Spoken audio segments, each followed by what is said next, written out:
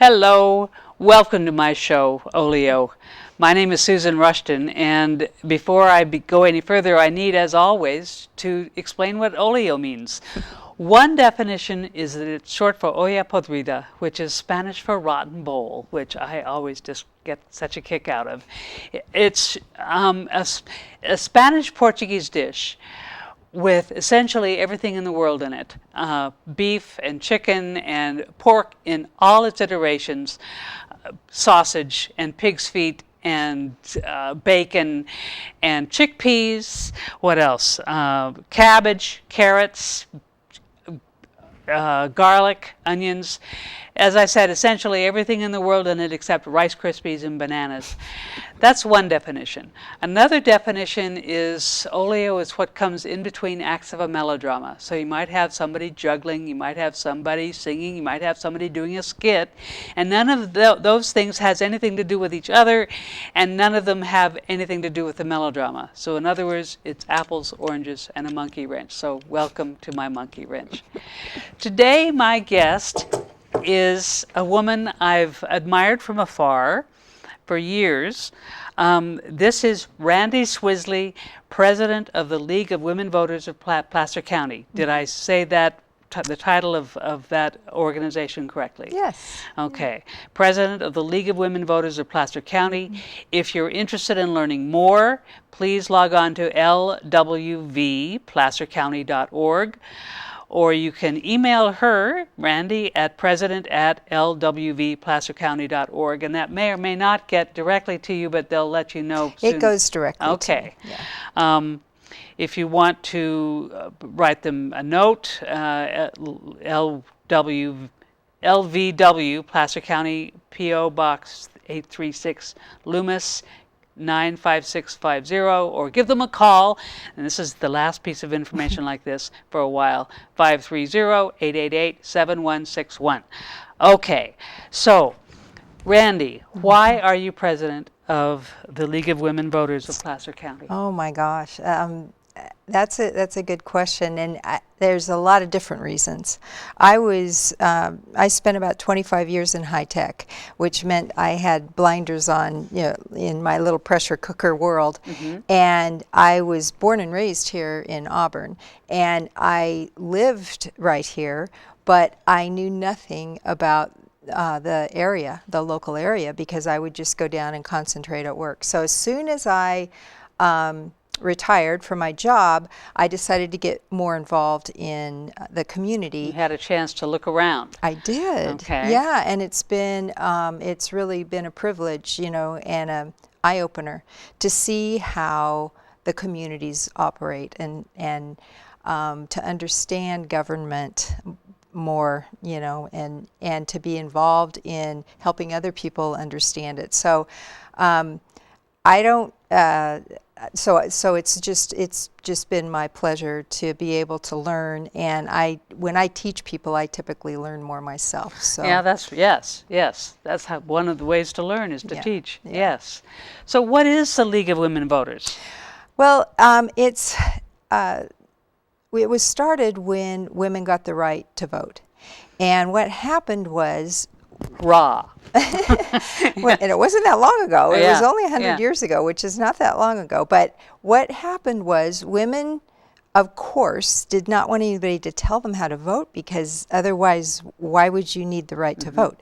So what they wanted to do is band together and learn about public policy. They didn't want to band together and try and influence anybody how to vote or influence each other how to vote. They only wanted to band together and try and understand the issues and the policies. And that is what the League is today as well. And one of the things... These are the policies. This is the way... What does a proposition mean? What are the pros and cons? What would happen if it passed? What would happen if it didn't pass? How much money is it going to spend or not? How clear is it? Is it going to end up in the court system, getting further defined? Who's behind it? Who's backing it?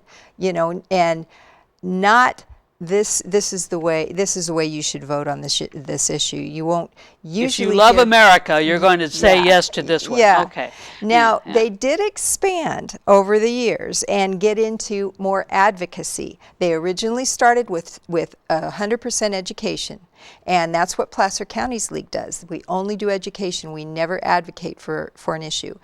California does advocate. They will go for or against an issue, and in fact, you'll see them sometimes in the in your ballot. You know how they'll say this organization is for, this organization is against. Sometimes you will see League of Women Voters of California either for or against an issue. But the League of Women Voters of California is a separate organization from the League of Women Voters of Placer County. Yes. Okay. Yes. Okay. And there are some counties who will advocate. For example, a very capable woman runs the Sacramento League, and they are, they're advocating for some local politics. And more power to her. We just have our plates full, we feel like, just educating the public. And if you have to advocate on top of that, then it just adds that much more. Yes, it's so much more to deal with. What does membership involve in the League of Women Voters the membership of Placer County? Is $60 a year, and we have about 50 members. And county-wide? In the county. Okay. About half of them are around the Auburn area. About half of them are around the Roseville-Rockland area. And then there's some spattered, in Lincoln and things like that. But you can be as involved or not involved as you want. It's like, give us your money. We can use your money and your body, but if you want to give us your body.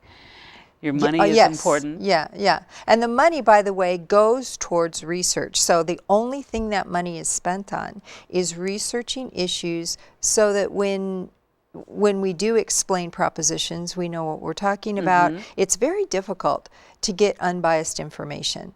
And so why is that? Because of money. Most people, like this Tom Steyer guy, I don't know if you pay any attention to him. He puts measures on the ballot almost every season, every ballot season. And he's for good causes that are hard to argue with, but he's for his causes, right? He wants his thing to pass. And if you listen to, and I'm not picking on Tom by any, stretch. I understand. But, if Measure A, when we had Measure A on the ballot in Auburn, you could see who was for and who was against it.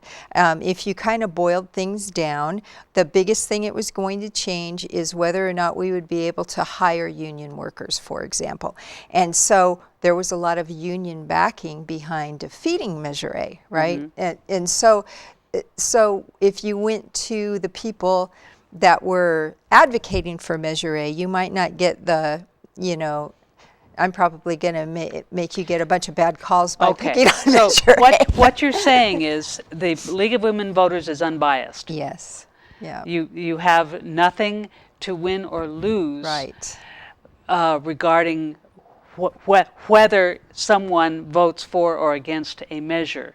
And it sounds like you are only educating people about measures and not candidates? Very true. Okay. We never are, and this is at any level, whether it's state, local, national, across the board, there is no part of the league that is involved with a candidate or a political party. Okay. And we will moderate debates, if you want to call it a debate, or a candidate forum. If you have a bunch of candidates running for one office, we'll go in and moderate, but we never give out information on, here's what this candidate stands for, or here's what this party stands for. It's only about the legislation and the propositions. Why? Because when you study a proposition, you're studying something black and white. You're studying a piece of legislation. Okay. When you study a candidate, He could say he or she could say something today, and it's the flip flop from the right. He or she may change her mind, his or her mind, and that's perfectly all right. But which is most recent? And how do you become unbiased? How do you tell somebody this is what this candidate's all about in an unbiased way? Because it's not black and white. Okay. It never is. And like you said, they might be all about this today, and then next week they might be about something else. Sure. So you're hitting a moving target. Now, I understand the only reason that a lawyer has a job is because the laws aren't really cut and dried, right? Well, so, okay. But it's a lot more so than a candidate would be. You can certainly read through it. So the way we do it, I've actually written what we call pros and cons, which is the analysis of a ballot proposition before. And we go all the way from a little like paragraph on here's what this proposition is about, to having the actual text of the law, and you almost do have to have a law degree to understand that, and then a bunch of things in between, a bunch of levels of detail in between. And that is what the League offers you, not just as a member. I mean, you can get access to that information even if you're not a member, but if you are a member, what you're doing is you're funding that unbiased research. Okay. And I'm telling you, if I would be interested to know if anyone else knows of an organization that does unbiased research on anything political, because there's not very many people out there that do it. I have never seen anything like that. Now, every election cycle, I see a newsprint, small magazine that the League has published. I find it in the libraries. Where else would a person find it? Sometimes I'll put them out at coffee shops here in town. You could certainly get it off of our webpage if you wanted to print it yourself, or just read it online yourself. And so it shouldn't be hard to get those. And sometimes I put them in the post office. They're in the post office sometimes. Okay. So we just try and guess where people. Where is it the best place to go? Okay. Yeah. But I'm happy that you've seen them. I'm really concerned that we're heading down. There's already voter apathy. There's already a lot of people not paying attention to what goes on politically, and the trend is for that to increase, not decrease, for a number of different reasons. I just wrote an article about that. I don't know if you caught that in the paper, but it's just because of some of the demographics that are changing, it's going to get worse. And so I really hope people will pay attention to what's going on and not just allow things to go through autopilot. Because if you don't vote, you're not making your voice heard. And the fewer people who vote, the smaller the percentage of a voice is heard. Yeah. Now, you would like more members. Sure. Yeah. Now, this is the League of Women Voters, but I see from your website that you want both genders. Sure. Yeah. So what happened was, I guess I probably wandered off before I finished this story, but when the League started, it started because women thought they needed to learn before they voted. They just didn't want to waltz in and vote. They took it pretty seriously. We got this right, and we're not going to just do this casually. And it's hard to understand issues, and so they began as a women's organization, but very soon after they banded together, the men started listening to them. They did, yeah. I never thought of that. Oh, I thought it was obvious, and maybe it isn't. They have just as much of a problem finding unbiased information as women do. Yeah.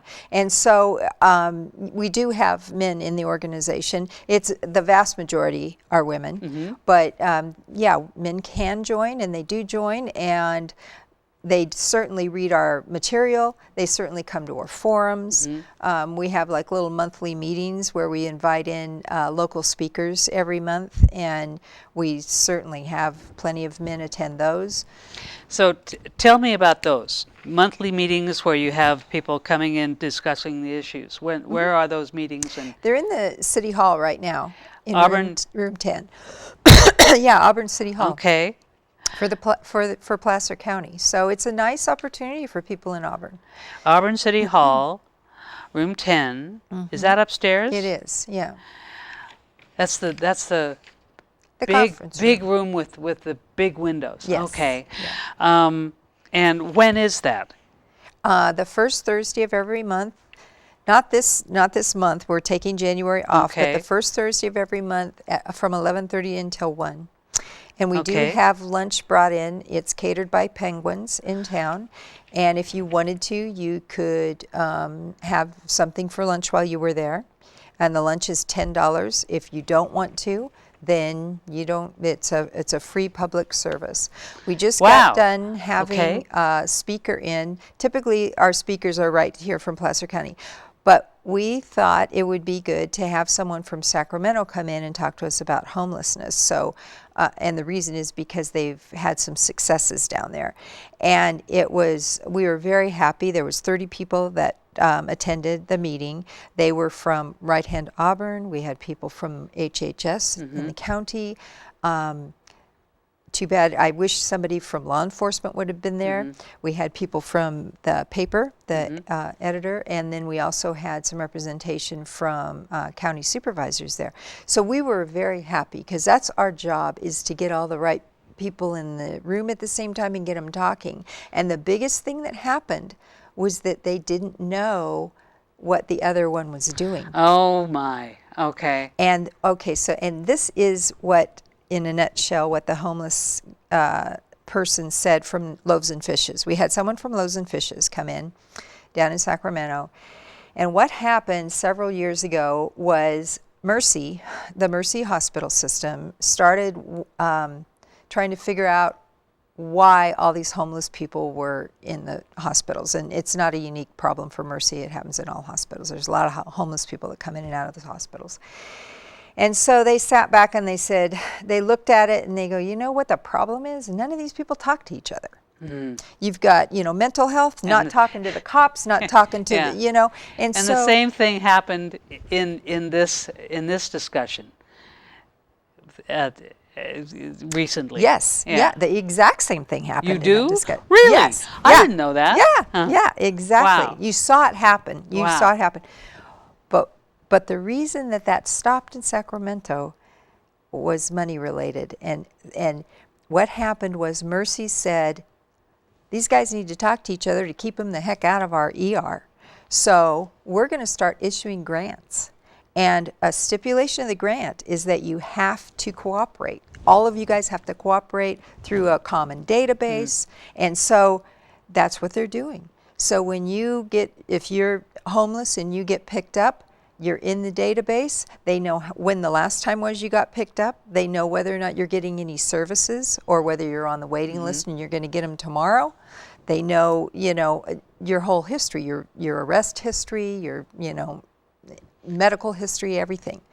And this is not politics, but it's community. It's community based. Yeah. And so you look when you spoke with when you got together in this meeting, you learned a lot about organization and solving problems. And so it's not necessarily legislation that the group talks about every first Thursday except for January in Auburn City Hall, room 10, from 11:30 to 1. But it's community-based, vital information. Yeah. Good. Yeah. Good. Yeah. So, all right. So we said. To clarify, there's no gathering in January in room 10, but every other month? Okay. All the other months. You said before we started taping that the League and the purpose of the League is misunderstood. Explain that, please, Randi. Well, the first reason was the men thing. You know, when your name is League of Women Voters, you know, it's kind of a misnomer. The reason that the League hasn't changed the name, and by the way, they've spoken of changing it a lot because of that. And the reason they have not is because it has such a good, strong reputation, and they don't want to give it up. So they just keep hoping that people will look beyond the name. And the misunderstanding is that it's just women. It's a feminist organization necessarily.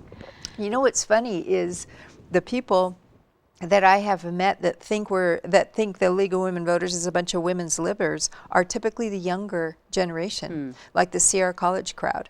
We have had booths on the Sierra College campus before, and you'll see boys walk down, you know, the sidewalk when they see our booth. Oh dear, yes, yeah. And so when I talked to several of them, they said, well, that's the reason we thought you guys were all man haters. I went, oh, dang it, you know. So yeah, the name is a problem, but you know, I understand why they haven't changed it. By the way, the other thing that we did on the Sierra College campus is we had a forum on human trafficking that included Rockland Police, and it included some services for people that had been trafficked, and it included a parent of a girl who had been trafficked off the Sierra College campus. Oh my goodness. And it's more common than you would think. They had set up camp, the traffickers had set up camp in an apartment complex across the street. And that was where they recruited. And so we learned a lot. We learned a lot there too. In fact, I was just telling someone today that the best thing you have in your arsenal as a woman is to be confident. And this is why when they recruit, a lot of times when they recruit the human trafficking victims, they'll go to the mall, for example. And I can now recognize them. I've learned enough I can now recognize them. It's a big gang thing now because it's very lucrative. It's better than drugs. And so, more lucrative than drugs, I guess I should say. It's better than drugs. Yeah. So what they do is they go up to girls and they'll say, oh gosh, you know, you really have beautiful eyes. And if the girl just says thank you and walks away, they don't give her, you know, they never talk to her again. If she kind of looks down and says, no, I don't, then they know they got her. You know, so there's some really interesting things that you learn through these forums and the monthly meetings that you never thought, you know, thought you would learn.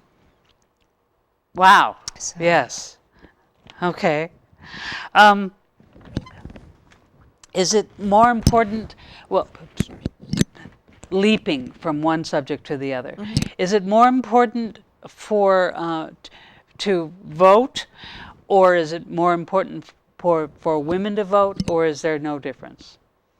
Oh, no, I don't think there's any difference. I think it's important for everyone to vote. I guess, yeah, there are underrepresented groups. You know, younger people are underrepresented. Like, there's not as many younger people voting as older people. There's not as many Hispanic people voting as white people. And so, you know, there's underrepresented groups, but it's important for everyone to vote. And if you want to figure out what the issues are, there are ways to do it. You know, we are very responsive here in Placer County with unbiased information. You can invite us to come over to your house. We've gone over to people's houses before, and they've just invited their friends, and we explain all the propositions. They ask us questions. If we don't know the answer, we research it and come back with the answer. We've also, done, like we go down to Sun City in Lincoln and have a huge venue down there. There's hundreds of people that come to their big conference thing down there. So we'll do that every election cycle. We've gone to like service clubs and present there, but it's really a valuable resource. And so I have a hard time accepting the excuse that you don't understand a proposition. Okay. Because you don't have that excuse in our county because we have our league. Yeah. Now, if a person, so if I were a member, if I'm watching and I'm a member of a service group or of a club or a book group or just I have some friends who want to learn more, what I would do is I'd go online, wvplacercounty.org, and say and investigate. It's a beautiful website. I like that very much. But there are, as I remember, there are links to send you messages. Yes. Yeah. Please, we would like to. I'm having a group on this date. Can you send somebody? Yep. Would this cost anything? Nope. Okay. And we have crammed all kinds of information into a half hour if you've only got a half hour. We can also explain it in more detail if you have longer, so even the time frame can switch. We can spend more time on one proposition versus another. So it's a fun exercise, and I always learn something. I study really hard before I go to the first presentation, but by the time I've done the last presentation of the election season, boy, I've learned so much more. And it's usually because of the questions, because people will ask a question and go, wow, I didn't even think about that. And what happens here? And why is this word here?